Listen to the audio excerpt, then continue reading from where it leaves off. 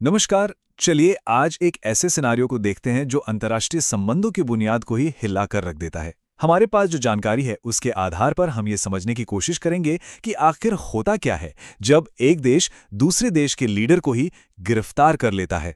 और यही वो सवाल है जो जनवरी 2026 में अमेरिका और वेनेजुला के बीच हुई नाटकीय घटनाओं के बिल्कुल सेंटर में है। तो इस ताज़ा टकराव को ठीक से समझने के लिए हमें थोड़ा पीछे जाना होगा और दोनों देशों के बीच सालों से जो तनाव चल रहा है उसे देखना होगा। देखिए, कई सालों से अमेरिकी सरकार निकोलस मदुरो की सरकार पर बहुत गंभीर इल्जाम लगाती आ रही है।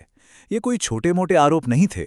इनमें बड़े पैमाने पर ड्रग्स की तस्करी, नार्को टेररिज्म, सरकार में फैला हुआ करप्शन और यहाँ तक कि बड़े बड़े ड्रग कार्टेल से सीधे कनेक्शन के दावे भी शामिल। इन इल्जामों के बाद अमेरिका की स्ट्रैटेजी पिछले 1 साल से लगातार दबाव बढ़ाने की रही। पहले तो कड़े आर्थिक प्रतिबंध लगाए गए, फिर कैरिबियन सागर में अपने जंगी जहाज तैनात कर दिए, जो एक तरह से साफ संकेत था कि अब मामला गंभीर हो रहा है। तो चलिए अब बात करते हैं जनवरी की, जब ये सारा बढ़ता हुआ दबाव अचानक एक सीधी मिलिट्री कार्रवाई में बदल गया और इस कार्रवाई ने पूरी दुनिया को सच में चौंका दिया।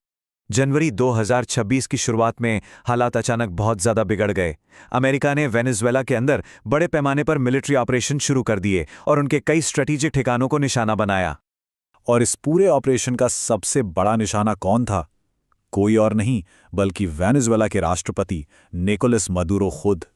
किसी देश के मौजूदा राष्ट्रपति को इस तरह टारगेट करना एक ऐसा कदम था जिसने पूरी दुनिया को हैरान करके रख दिया।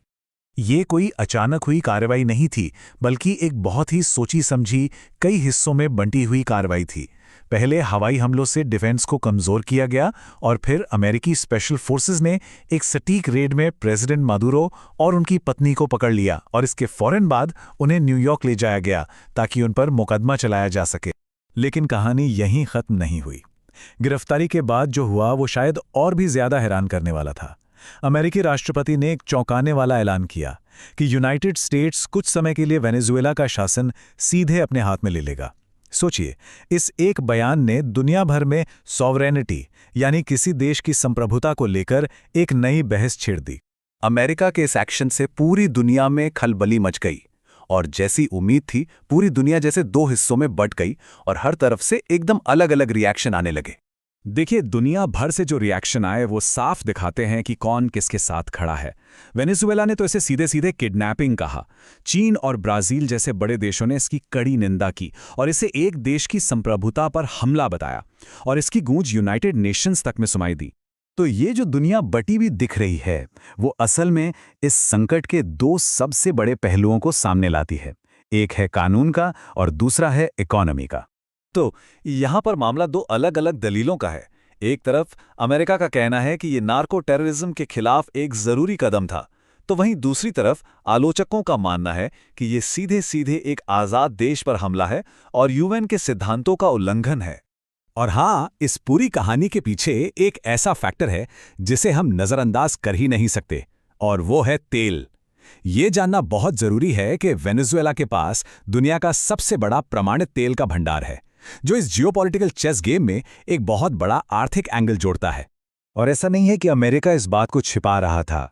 उनकी सरकार ने मादुरो के बाद के वेनेजुएला के लिए अपना विजन साफ कर दिया था। इसमें तेल का प्रोडक्शन बढ़ाना और देश के एनर्जी सेक्टर में विदेशी निवेश को बढ़ावा देना शामिल था।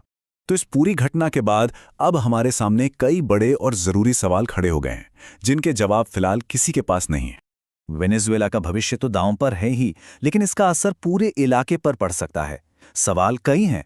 क्या इस एक्शन से वहां स्थिरता आएगी या फिर संघर्ष और बढ़ेगा? क्या रूस और चीन चुप बैठेंगे? और क्या ये भविष्य के लिए एक नई मिसाल बन जाएगा? इसका जवाब तो बस वक्त ही देगा। आखिर में ये संकट हमें एक बहुत ही बुनियादी सवाल पर सोचने के लिए मजबूर करता है कि 21वीं सदी में संप्रभुता का आखिर मतलब क्या है। एक देश की सुरक्षा की चिंता और दूसरे देश की आज़ादी के अधिकार के बीच वो लाइन कहाँ खींची जानी चाहिए? ये एक ऐसा सवाल है जिसका कोई आसान जवाब नहीं है और जिसके नतीजे पूरी दुनिया महसूस करेगी।